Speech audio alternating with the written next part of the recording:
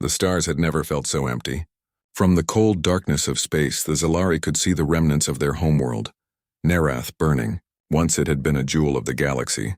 Green forests stretched for thousands of miles, oceans shimmered like mirrors, and the skies were filled with birds and song. But now it was only fire, smoke, and death. The Cathari Dominion had come without warning. Their weapons more powerful than anything the Zalari had ever imagined. Cities that had stood for thousands of years were reduced to ash in days. The screams of the people had faded into the void, leaving silence. Among the survivors, there was Erin Valis, the leader of the Zalari fleet. Her eyes, usually steady and calm, were haunted by the memories of her people dying around her. She had watched her family perish, friends crushed beneath falling buildings, children pulled from the arms of their mothers, and yet she was alive. She carried the last hope of an entire species. The ships were barely functioning. Once proud vessels built for exploration and trade, they were now patched together with scraps, engines failing, and life support systems flickering. The survivors huddled in the dark corridors of these ships, sharing what little food and water remained. Many were silent, too afraid to speak. Some whispered prayers to gods that might not even exist, hoping for a miracle. Mothers tried to comfort children who had seen too much. Fathers tried to repair engines that would not start. Hands shaking, hearts breaking. For months they wandered through space. They moved from one star system to another, hoping to find anyone who would help. They sent messages to every council and civilization they could reach. The Valari Republic told them they were a burden. The Zuthan Alliance claimed that helping the Zalari would anger the Dominion and risk war. Even the Orc Collective, known for their wisdom and mercy, refused, saying their hands were tied by treaties and fear. Every plea was met with cold silence or polite refusal. Each rejection was like another wound on their souls. Every passing day, hope dimmed. The children no longer laughed. The elderly stopped praying. The young men and women who had once dreamed of exploring the stars now only dreamed of rest. Food and water ran low. Desperation filled the air like smoke. Some whispered that the stars themselves were turning against them, that the universe had forgotten them. Erin walked through the crowded corridors of the flagship, touching the hands of those she passed, trying to reassure them, trying to hold back her own tears. "We will find a home," she told them, even though her heart trembled with doubt. "We will find a place where our children can live." She repeated it so often that it became a mantra, a fragile thread of hope holding the survivors together. One day, while scanning the galaxy for habitable planets, the fleet's sensors picked up a small blue world in a remote system. It was called Earth. Erin studied it carefully. It was different from the planets they had seen. Its atmosphere was thick and alive, oceans covering much of the surface, and the land was green, vibrant, and untouched. The humans who lived there had a reputation. They were said to be unpredictable, fierce, and stubborn. Some even called them dangerous, but Erin had no choice. There was nothing else. She gathered her council and spoke to them in the small briefing room. "We have nowhere else to go," she said quietly. Her voice shook, but there was steel underneath it. "We will try Earth. It is our last hope. If we fail there, we may have nowhere left in the galaxy." The council was silent. They had grown used to disappointment, to doors closing in their faces. Some were afraid that this final attempt would only bring more suffering. Yet deep inside, even the most broken hearts felt a spark of hope. Before leaving, Erin recorded a message to send across the void. She knew that humanity might not respond. She knew they might be rejected like every other world. But she spoke anyway, every word heavy with the weight of survival. "To the people of Earth, we are the last of the Zalari. Our home has been destroyed. Our people are dying. We beg you for mercy. Give us a place to live, a place where our children can see the sky and breathe without fear. We ask not for power or wealth. We ask only for life. If you turn us away, we will drift in the void until the end. But if you hear us, you may save a species from extinction." The message was broadcast across the stars. For days, there was only silence. The survivors waited, hearts heavy, afraid to hope. Children clung to their mothers. Fathers paced the corridors of the ships. Every ship, every human-made panel, every sensor was a witness to their despair. Then one day a reply came. A voice unlike any they had heard before, steady and commanding, filled the fleet's communication channels. "This is Admiral Marcus Hale of the United Earth Fleet. To the Zalari people, set your course for Sol. You will not be turned away. Earth will receive you." For a moment no one moved. Then slowly, tears ran down faces that had forgotten what hope felt like. The children laughed for the first time in months. Families embraced, and Erin felt a weight lift from her shoulders.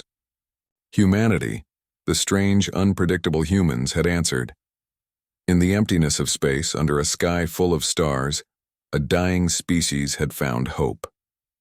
And for the first time in months, the Zalari dared to dream again. The Zalari fleet drifted through the endless black of space, a fragile convoy of battered ships and broken hopes. Even with the promise of Earth, the survivors could not yet believe it.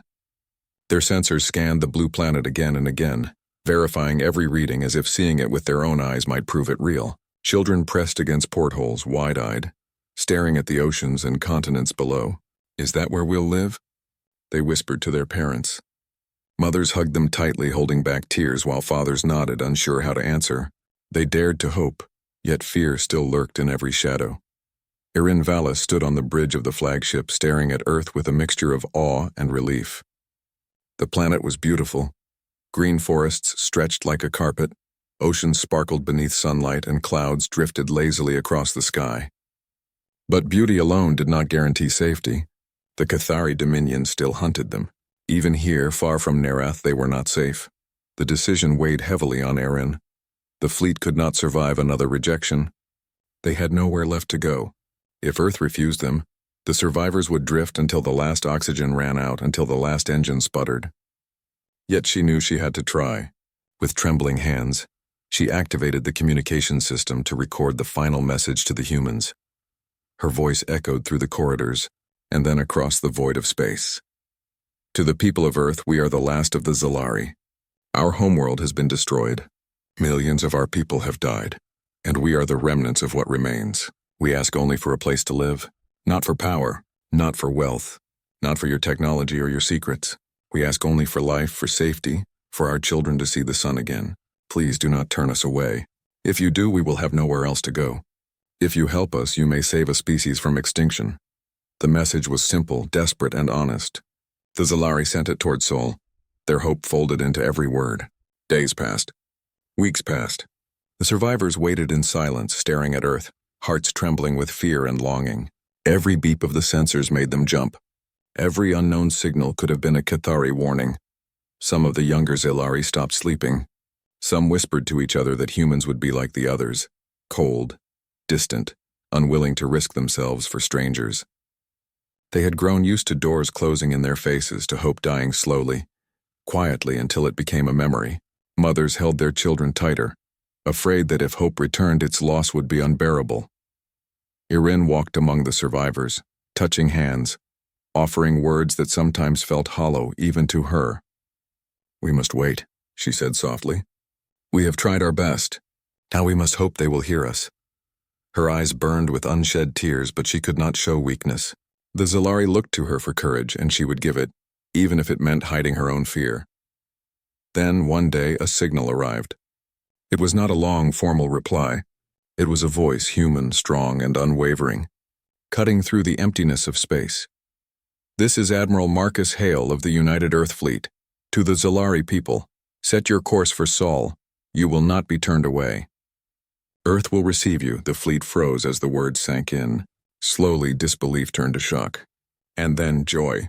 It spread like fire through the ships, warm and sudden. Children ran through the corridors, laughing, their voices filling the empty halls for the first time in months. Adults clutched one another, some falling to their knees, tears streaming freely.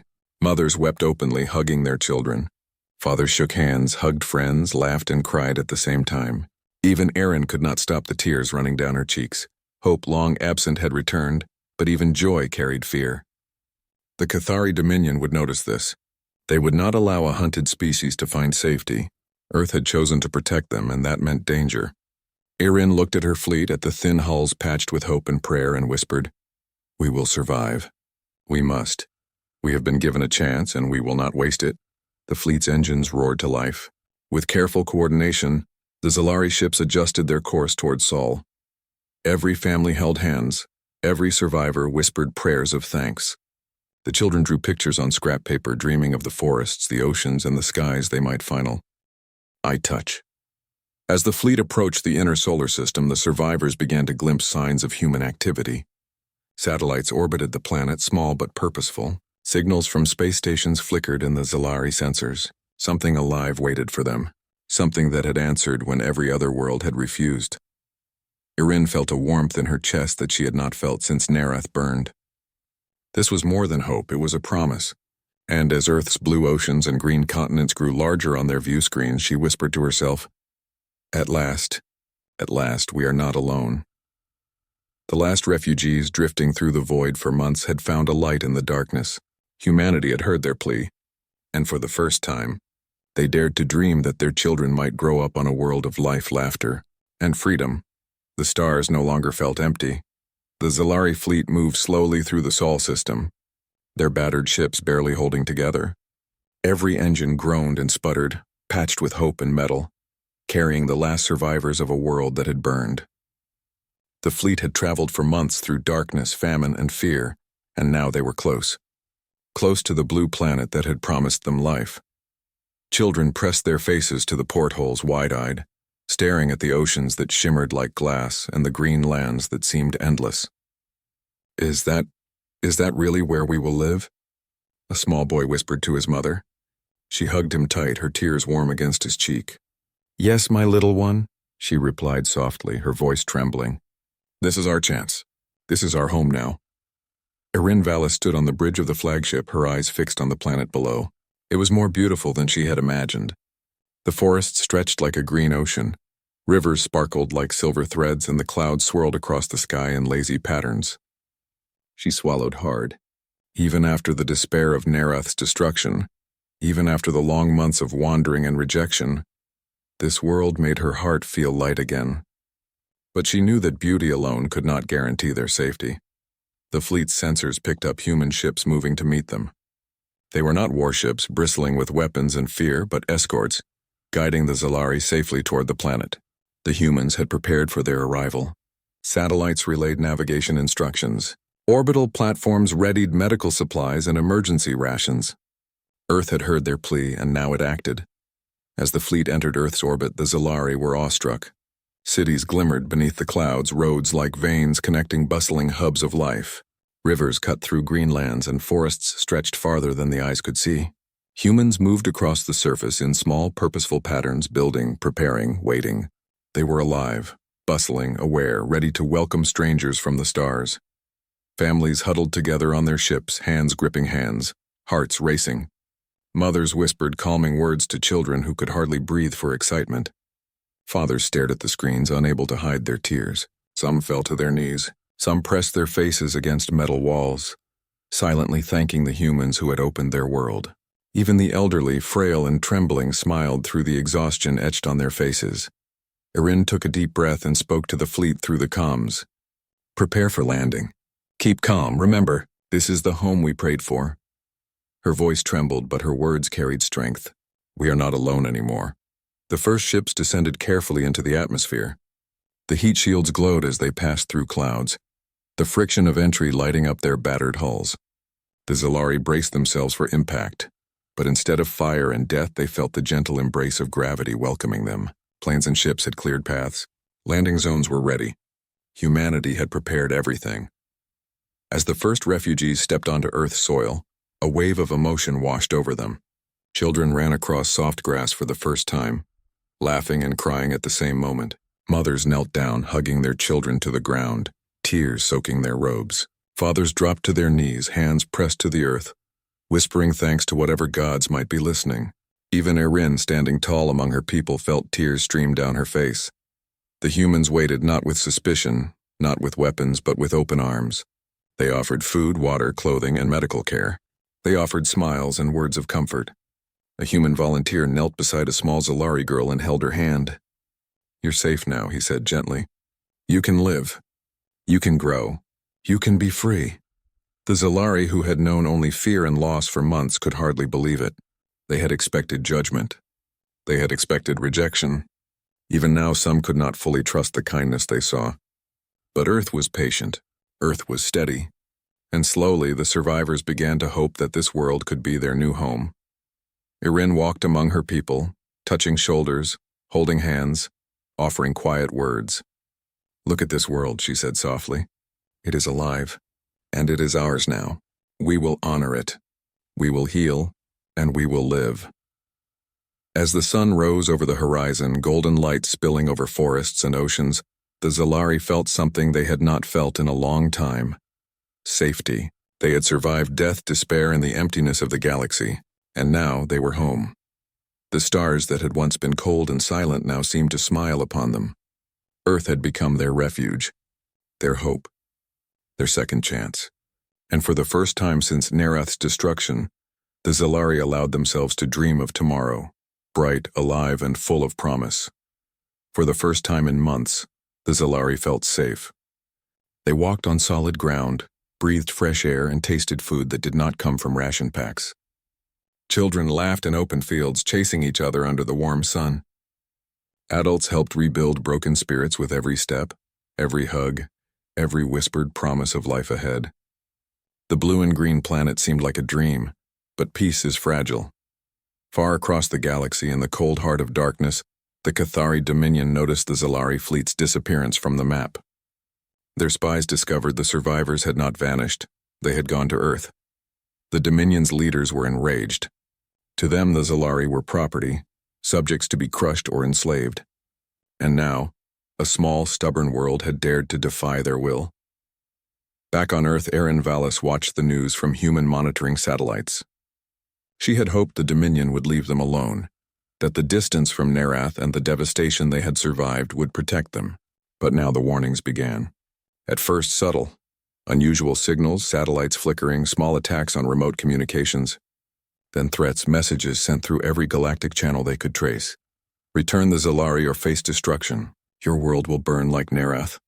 The Zalari shivered at the words. Mothers hugged children tighter. Fathers clenched their fists, looking at the sky as if they could somehow push back the vastness of the universe itself. Some whispered that even here Earth might not protect them. Even here the shadow of the Dominion could reach them. Erin turned to Admiral Marcus Hale, the human who had first welcomed them. "We came here for safety," she said, her voice trembling but firm. "Why would they threaten a world that offered us life?" Admiral Hale's expression was calm, but his eyes burned with determination. "Because they can," he said. "They think we are weak. They think we will betray the helpless. But they are wrong. Humanity does not turn its back on those in need, and we do not surrender." The Zalari listened, some skeptical, some filled with a fragile hope. Erin felt a shiver of pride and relief. These humans, so unpredictable, so different, had promised protection, and they meant it. But she also knew that promises alone would not keep the Cathari away. Earth would need to prepare, and her people would need courage beyond anything they had imagined. Over the following days, the humans and Zalari worked side by side. Earth's fleet mobilized, testing weapons and shields. Scientists and engineers repaired Zalari ships, reinforcing them with human technology. Hospitals expanded. Communication networks strengthened. Every citizen who could contribute offered help. The planet was alive with action, readying itself for a threat no one wanted but everyone now expected. For the Zalari, the preparation was both terrifying and inspiring. They had been hunted, betrayed, and abandoned by the galaxy. Yet here, on this small, stubborn world, they felt a sense of purpose. They learned human strategies, shared their knowledge of Dominion technology, and helped fortify defenses. Children practiced safety drills, families learned evacuation plans, and elders told stories to keep spirits strong. Erin walked among the Zalari, seeing faces once filled with fear now glinting with determination. "We were lost," she said softly, "but we are not broken. Not here, not now. Humanity has given us life again, and we will fight.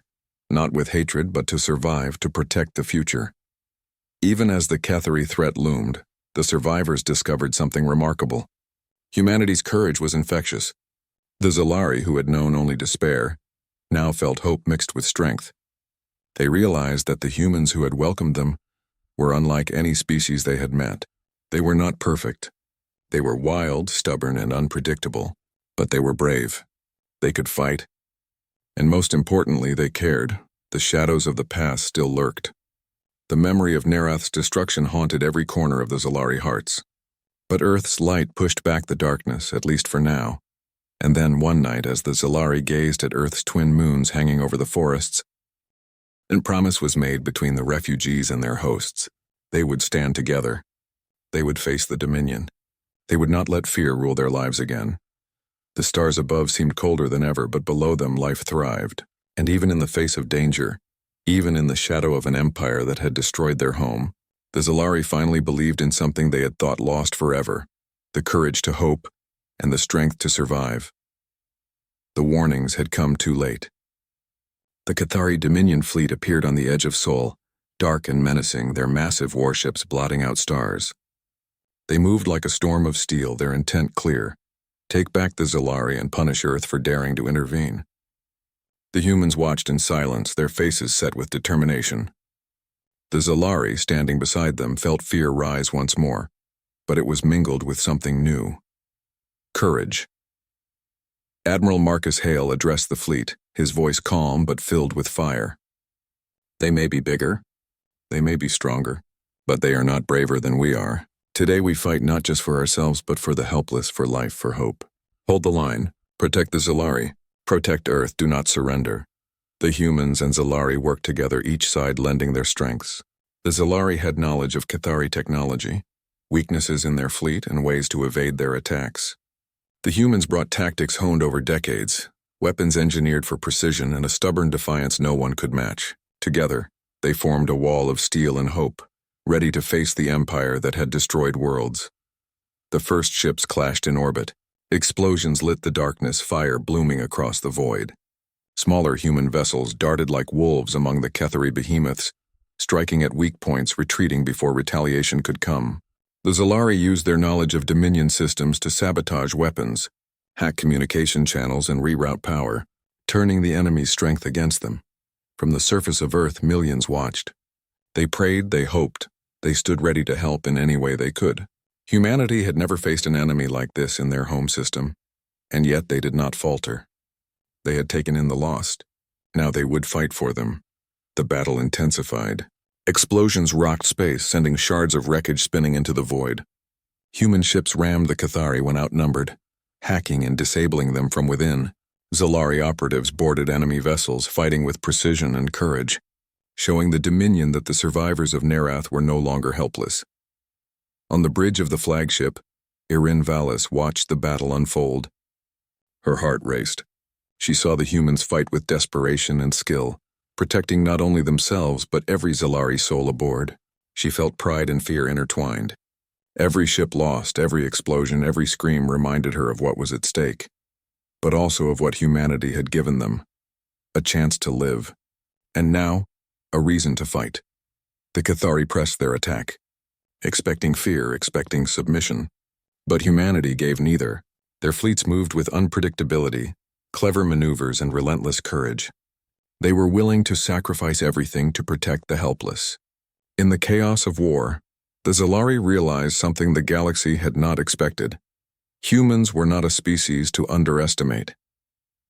As the battle reached its peak, the Cathari flagship loomed, enormous and terrifying. Its weapons could obliterate entire cities. Its shields seemed impenetrable. But humans never surrendered to impossibility. Using a combination of Zalari intelligence and human ingenuity, the fleet devised a plan. A concentrated strike aimed at the flagship's vulnerable engine core. The attack was daring and desperate. Ships dove between enemy lines, fighters weaving through explosions as the combined fleet of humans and Zalari risked everything to reach their target. Irin held her breath as the strike group approached.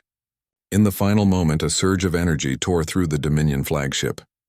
The massive vessel erupted in fire and debris, sending a shockwave across the battlefield. The Dominion fleet faltered. Confusion spread. Without their flagship commanding them, their formations broke apart. Human and Zalari ships pressed their advantage, striking relentlessly. The Cathari, who had never faced such unity, courage, and defiance, began to retreat, disappearing back into the dark reaches of space.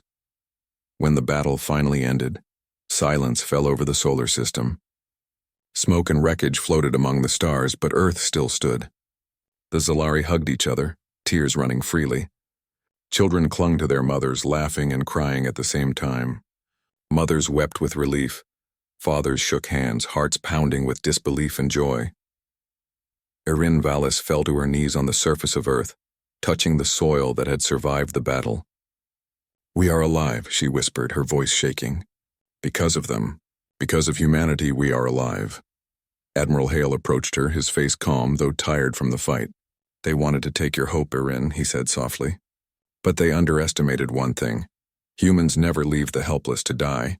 Today we proved it." The Zalari looked around them, the humans who had risked everything for strangers. They had not only been given a home, they had been defended, protected, and fought for. And in that moment, something unspoken passed between them. A bond stronger than any treaty, stronger than fear, stronger than war. The stars above were still silent witnesses to the universe. But the survivors of Nerath had found a truth the galaxy would never forget. When humanity stands for life, when humanity fights for hope, no empire, even one as dark as the Cathari, can crush them.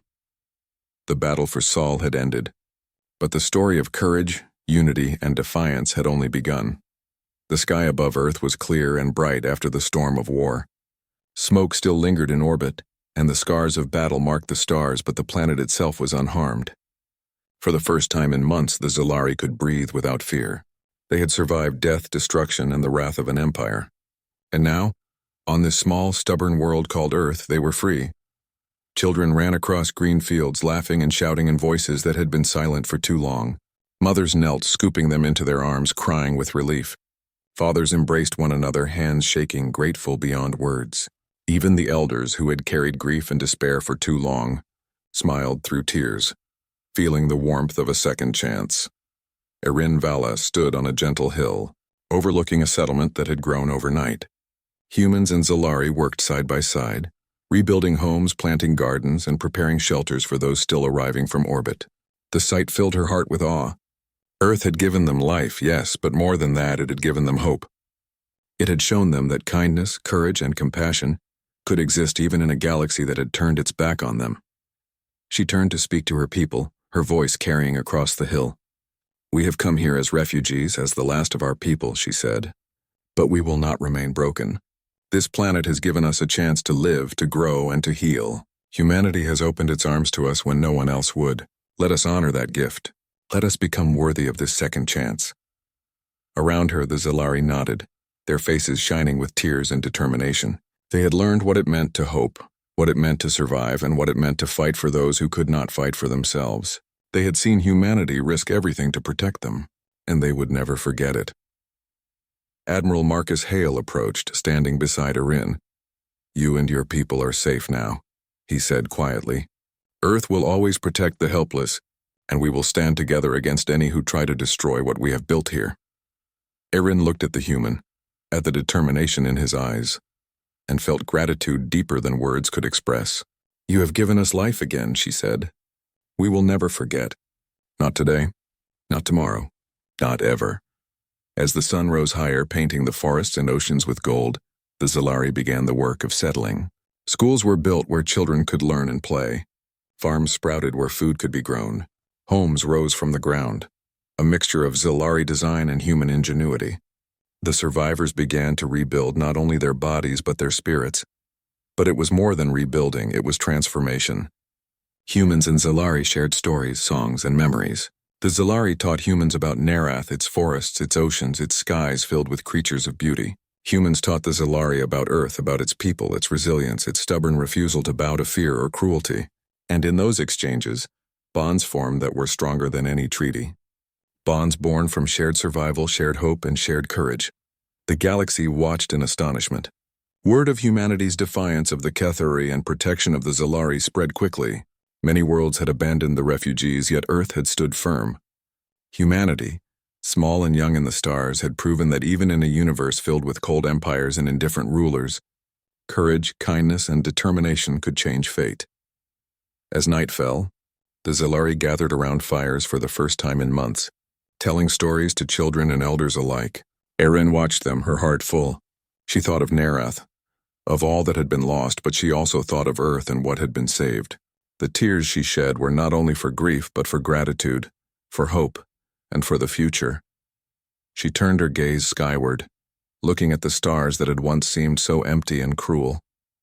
And in the quiet of the night, she whispered to herself, "When all others turned away, one world stood for us." When the galaxy abandoned us,